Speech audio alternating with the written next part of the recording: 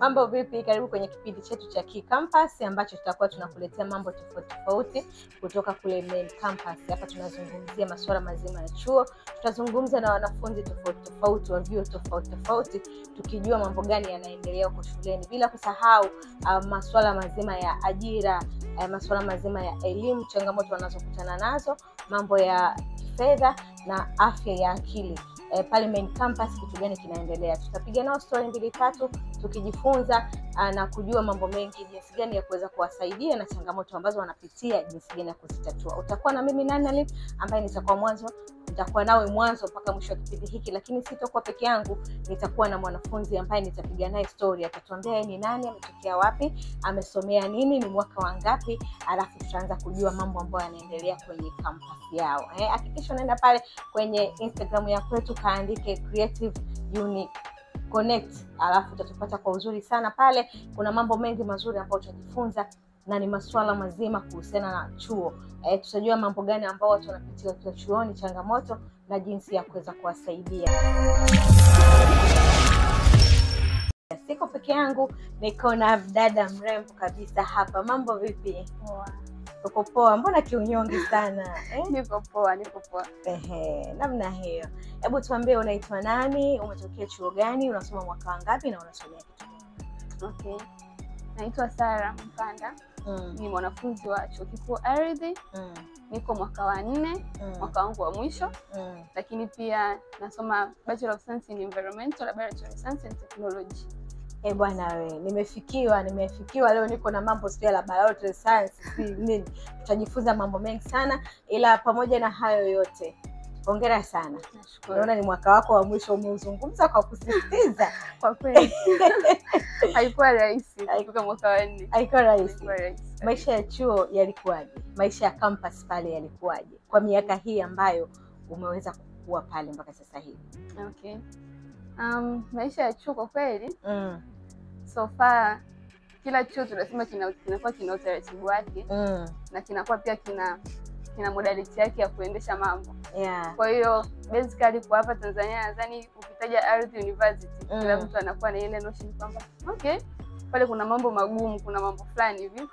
Na ushasikia mambo ya science laboratory, sijui environment, kitu gani? Sure. Pale kuna course nyingi, kuna architecture, kuna engineer. So basically kuna kaugumu safari kuanzia mwaka wa 1 mpaka mwaka wa 4, lakini tunakuwa tuna adapt as time goes. Tunakuwa tunazoea, tunajua okay, hapa sasa hivi utajua kwamba nikienda hivi nakuwa na balance maisha na shule. At the end of the day tunakuwa tunafika kwenye lengo. Okay, changamoto za kimasomo ambazo umekutana nazo kwa miaka hii ambapo sasa hivi umesema unakaribia huko ukingoni, ni changamoto zipi ambazo umekutana nazo kutoka umefika pale chuoni mwaka wa 1 mpaka sasa hivi? Changamoto za kimasomo. Okay. Sana hapo niseme tu labda kwenye ratiba, kwa sababu unajua ukiwa upo chuo unakuwa tunajua kwamba mtu unakuwa uko free, tofauti na ukiwa upo shuleni unakuwa unabanwa na ratiba, unakuwa mpo boarding, hamwezi kufanya vitu vingine. Lakini ukiwa upo chuo hauwezi kujizuia, kwa sababu dunia inakuwa inaendelea, you need to study, lakini pia vitu vingine pia vinakuwa vinakuhitaji pia uendelee kuviattend. Kwa hiyo basically labda tu ni kwenye ratiba ya masomo, kwa sababu pia pale tuna system ya kusaini, ipo vyo vingine pia, lakini nadhani nikasema ufuatiliaji umekaa sehemu yake. Kwa lazima uattend vipindi, umalize, ufanye test, ufanye assignment ili uweze kuwa valid kufanya mitihani ya mwisho kwenye kila mwaka wa masomo. Ukisema kusaini inamaanisha kwamba kila ukiingia darasani unatakiwa kusaini, au unasaini wapi? Kila ukiingia kwenye kipindi unatakiwa usaini. Wale ambao hawaingii kwenye kipindi huwa kinatokea kitu gani? Hapo sasa usipoingia, maana mwisho wa siku ikiisha semester wanakuwa wana calculate. Ukiwa hujafikisha asilimia fulani ya kuattend vipindi darasani, unakuwa hauwezi kufanya mtihani wa mwisho. Okay. Maana kuna dropouts nyingi, watu wanakuwa wanaogopa kuja pale Ardhi, wanaona kuna namna. Kwa hiyo hiyo inakuwa inatupa discipline, unajua okay, lazima niingie darasani hata kama una ratiba gani. Nimeipenda hiyo. Hiyo ya kusaini alafu baadaye wanakuja kucalculate kulingana na kusaini, nimeipenda sana. Masuala mazima ya kifedha, tunaona tayari wewe unakaribia kumaliza. Masuala mazima ya kifedha wewe kwako yalikuwaje? Kuna ugumu gani ulitokea wa kifedha hapo katikati kipindi ambacho uko kwenye masomo yako? Masuala ya kifedha kwa kweli ni changamoto. Ni hiyo changamoto ipo, nadhani ni vyo vyote, sio pale chuoni kwetu tu. Okay. Wanafunzi tunakuwa mimi nilibahatika kwanza, nilipata boom. Lucky you. Yeah. Ila wanasemaga kwamba tunaona kama vile sisi ambao tumepata boom ni bora hata yule ambaye anakuwa hajapata, kwa sababu unakuta boom linakuwa lina tabia fulani, yani hauelewi limeishaje. Kwa sababu unakuwa ni ile hela ambayo inakuwa inakuja okay, sababu unajua kabisa lazima nitaipata. Kwa unakuwa kuna namna fulani usipopanga vizuri ratiba zako na bajeti zako vizuri, ni hela ambayo huaga inaisha haraka sana. Na wanafunzi wengi huaga wanapata hiyo challenge kwenye kumanage hapo. Ndio kuna wengine wanafungua biashara kwa kutumia hizo hela, wanalipa ada, kwa sababu inakuwa inatofautiana. Mtu mwingine anakuwa amepata meals and accommodation, hajapata ada. Kwa hiyo inakuwa kwenye ile boom la kula chakula na malazi, anakuwa anarudisha kwenye ada. Kwa basically changamoto kwenye uchumi hapo ni management sana sana.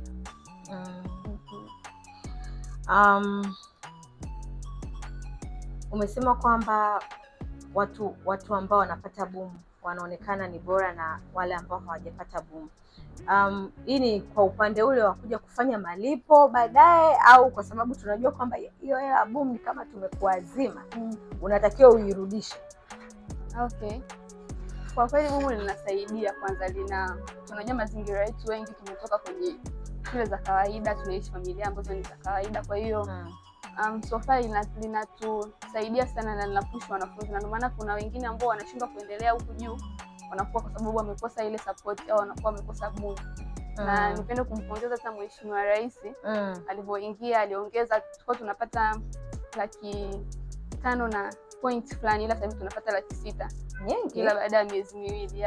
Kwa hiyo inatusaidia sana, kwa sababu wengine tunakuwa tunasaidia pia nyumbani, familia, biashara. Kwa hiyo so far inatusaidia sana.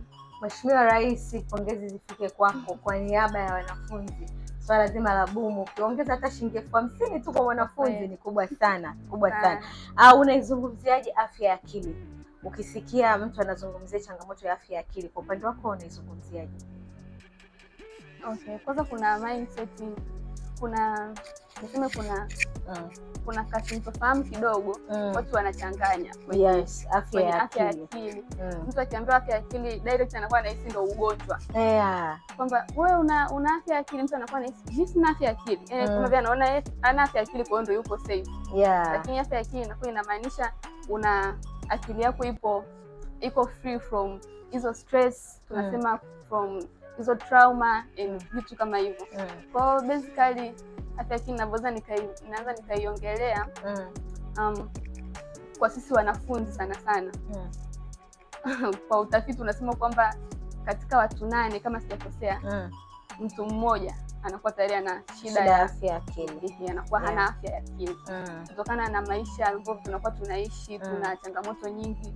Mtu upo darasani unawaza kule nyumbani pamekaaje, upo darasani unawaza baada ya hapa nimeshaambiwa kwamba ajira hamna. Kwa hiyo unajikuta automatically tunakuwa tupo unaweza kujiona uko safe, lakini ukija kufanywa analysis vizuri unakuta wengi na hiyo changamoto na wewe pia ni mgonjwa. Okay.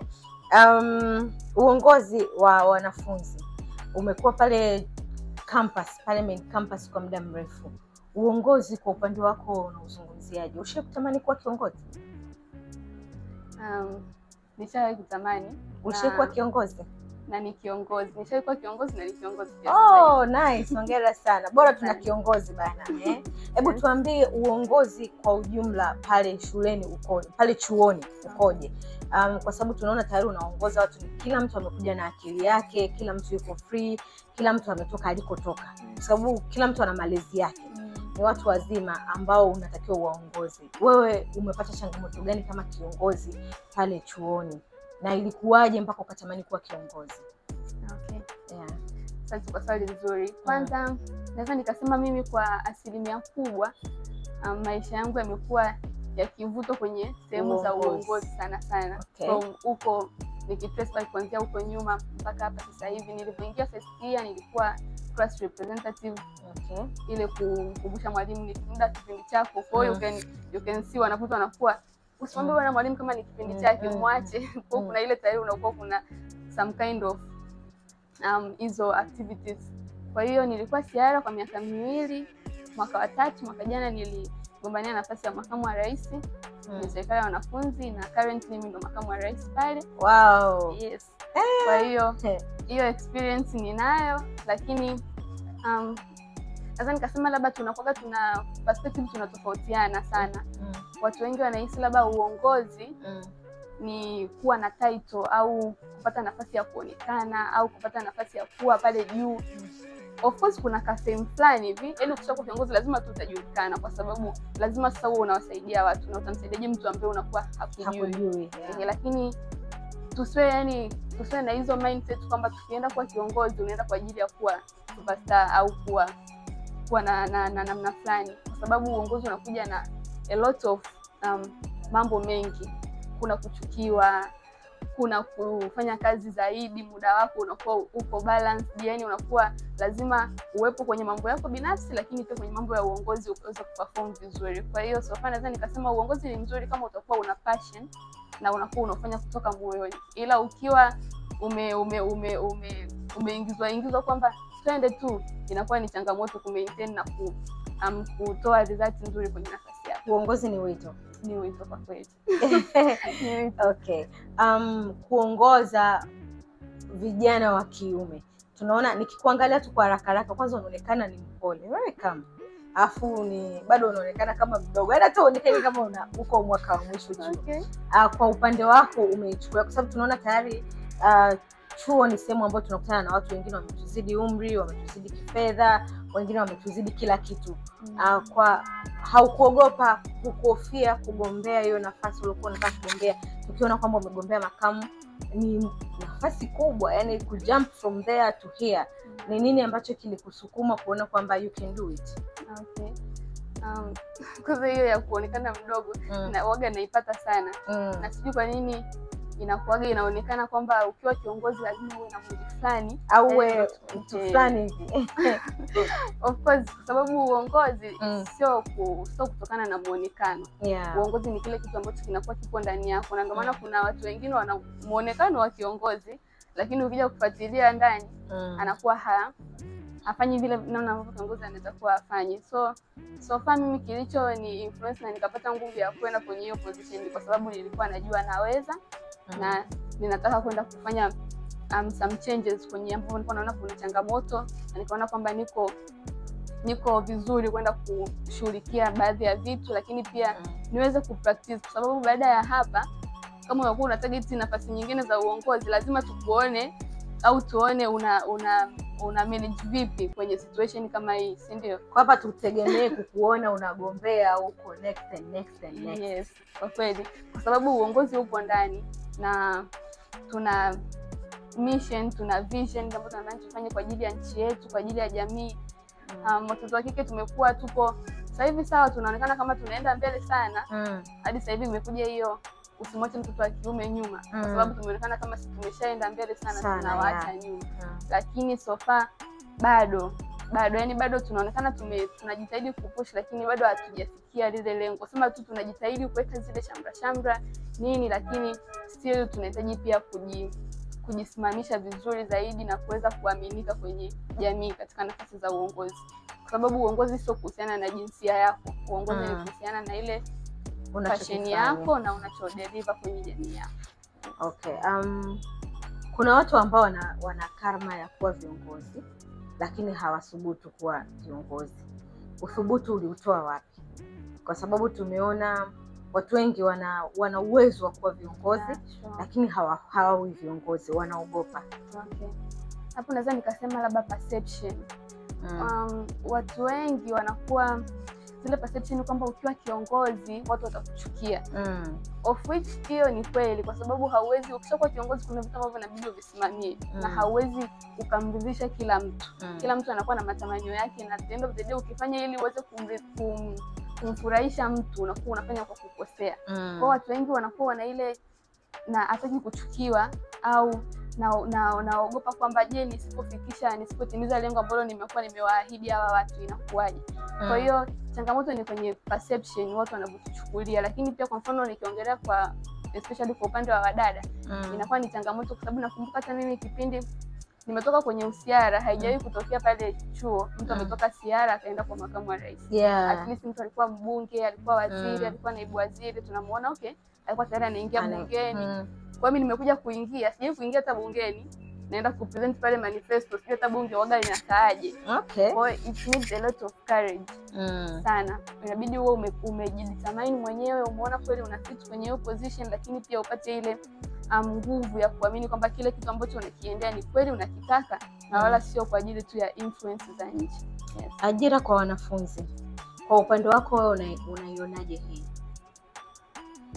Okay, ajira kwa wanafunzi imenikumbusha kuna kitu nilikiona juzi mtandaoni, tunakuwa tukitoka chuo tuende VETA. So far ajira kwa kweli,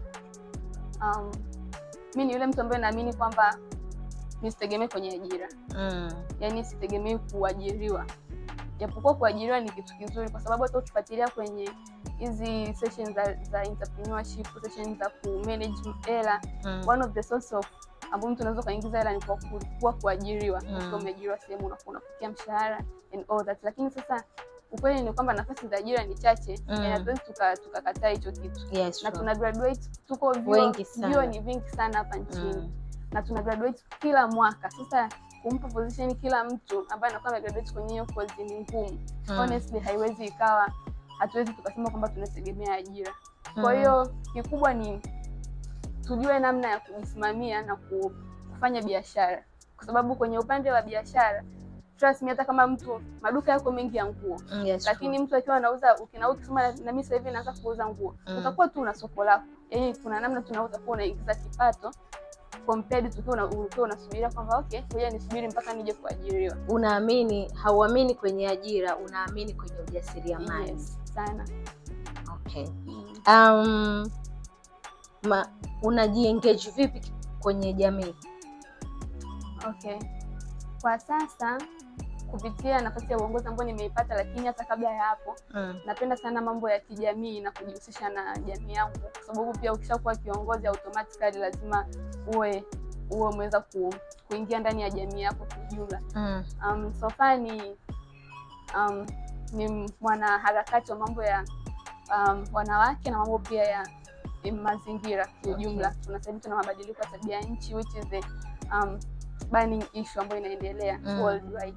Kwa hiyo sana sana kwenye jamii nimejiingiza kwenye mambo ya gender, nikiongelea masuala ya wanawake, kuwa equipped, kuwa kufundishwa jinsi ya kujisimamia, pia ijue namna ya kuenda mazingira, kwa sababu ni jambo la msingi kwenye wakati tuliopo. Okay. Tukikupa chance wewe kama mmoja wapo wa mtu ambao umejiengage kwenye gender na mazingira, nikakupa chance sasa hivi, hebu zungumza na sisi kuhusu hicho ambacho umejiengage. Okay. Nikisema kwenye swala la mazingira, kuna vitu vingi ambavyo mtu anakuwa anahisi labda unahitaji elimu kubwa sana, lakini unakuta ni elimu ndogo tu. Kwa mfano tukiongelea kwa mfano kwenye matumizi ya mkaa labda, ambapo bado watu wengi wapo nayo kwenye mazingira ya kijijini sana sana. Japokuwa hata huku mjini pia kuna watu ambao wanatumia majiko ya mkaa, ambayo ina contribute sana sana kwenye uchafuzi wa hali ya hewa. Ina produce zile carbon dioxide na zile gesi ambazo zinapelekea ozone layer inakuwa distracted. Kwa hiyo unakuta tu labda kuna innovation tayari zipo zinaendelea nyingi. Watu wanasayansi wamejaribu kuleta, kuna mkaa wa kutumia material ambayo ni uchafu, unakuwa unatengenezwa, unarudi tena kutumika kama source ya moto. Sijui kama utakuwa umeshawahi kusikia. Yes. Kwa hiyo knowledge ipo, kuna watu ambao wana knowledge, lakini ile sasa kutembea kwa ile knowledge kwa watu wote inakuwa ni changamoto. Lakini nachoamini kwenye mambo ya mazingira, wote tuna nafasi na tuna wajibu wa kuhakikisha kwamba tunakuwa tuna mazingira masafi. Kwa sababu kila mtu, yani ukija kupiga calculation niseme modality ya calculation, tunakuwa tunahesabia mtu mmoja anakuwa na produce uchafu kiasi gani. Kwa hiyo ukija kuangalia kila mtu ana nafasi yake na tofauti ambayo anakuwa na produce. Hapa tukisema kwa mfano sisi hapa tu wenyewe asubuhi tumetumia maji gani kuoga, hayo maji yanakuwa tayari yanaenda kwenye waste water. Yanaenda yanatumikaje, yanaenda wapi? Yakishaenda huko yanaenda yanafanywa kitu gani? Tumetoka tumetumia labda tumekula biskuti, tumetupa karatasi. Yaani ni vitu ambavyo ni vidogo vidogo kwenye activities za kila siku, lakini vinapelekea uchafuzi wa mazingira. Kwa hiyo ni elimu ambayo tunatakiwa tupate mtu kama mtu, na sio kwamba ni organization fulani inatakiwa isimamie, bali mtu mwenyewe unatakiwa uwe wa kwanza kuhakikisha kwamba mazingira yako yanakuwa ni mazuri. Msikilizaji wangu bana na mtazamaji wetu hapa. Yaani hii ndo maana nzima ya Key Campus. Tutajifunza mambo mengi sana, tutakutana na kila aina ya mambo. Tunaona hapa tunazungumza kuhusu mazingira, tunafundishwa jinsi ya kuweza kutunza mazingira na uongozi kwa ujumla. Wanawake sasa hivi tuko juu sana kwenye uongozi, hatuogopi kugombea bana. Sishangae kesho kitu mnasema mimi nigombea. Lana kanisa. Nakutakia kila la umesema uongozi ni wito. Kwa hiyo tusimame hapo kwenye wito. Hauna huo wito. Niliwahi kuwa nao. Okay. Kwa hiyo sikuwahi kuendelea kutilia maanani. Umesema ndio uko mwaka wa mwisho. Na umekaa pale miaka 4 kwenye main campus. Unaishi hostel za chuo au upo nje ya chuo? Kwa sasa hivi nipo ndani ya chuo. Upo ndani ya chuo. Wewe ndio unakutaka sasa. Hebu tuambie maisha ya pale kwenye hostel za chuo mle ndani yakoje? Okay, sasa hapo labda nitoe experience yangu ya mwaka wa kwanza sana, lakini pia of course huaga najaribu sababu tayari najua mazingira. So far nipo pale ndani kwa sababu ukiwa kiongozi inabidi ukae karibu na mazingira ya chuo kwa ajili ya follow ups na vitu vingine. Kwa hiyo tunakuwa tupo required kukaa hostel na hatukai niwekeje. Anyways, lakini tunakuwa hatukai mazingira na wanafunzi wengine wote. Kwenye mpo private. Lakini nina experience nilikaa mwaka wa kwanza. Baada ya kwanza. Kwa hiyo nilipokuwa tena kuwa kiongozi nikarudi ndani. Kwa hiyo kwenye experience ile mwaka wa kwanza, kwa kweli maisha ya hostel ni changamoto.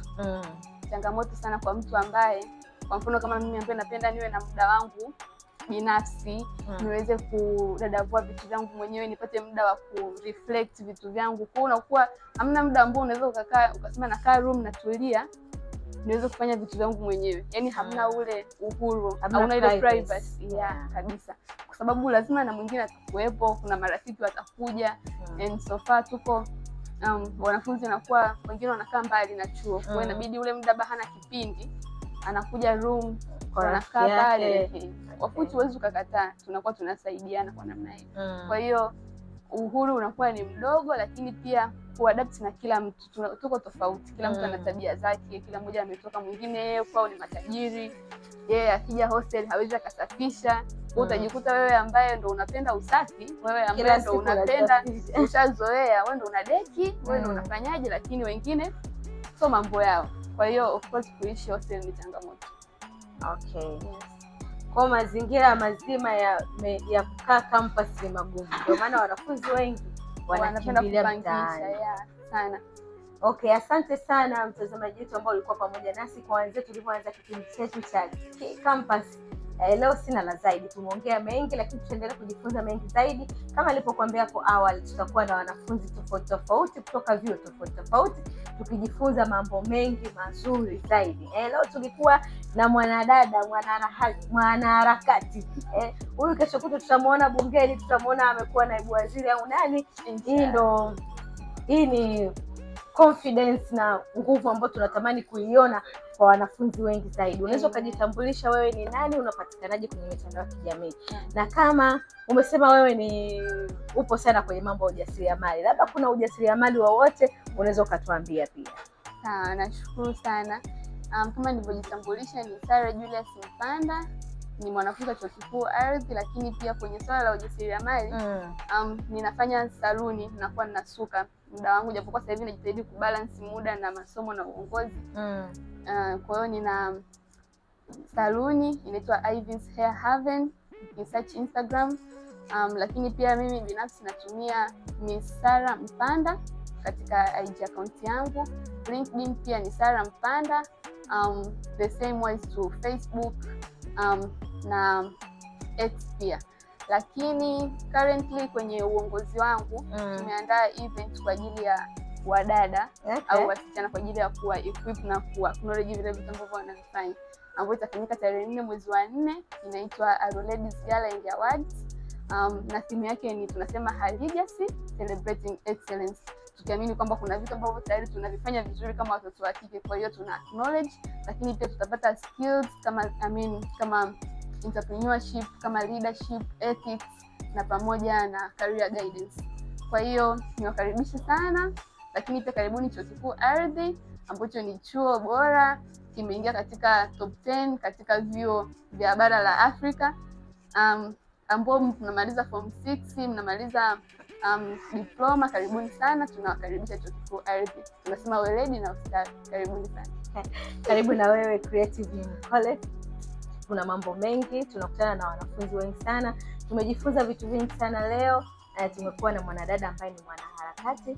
Jamani, tumekaribishwa tarehe 4 mwezi wa 4, usikose. Ciao.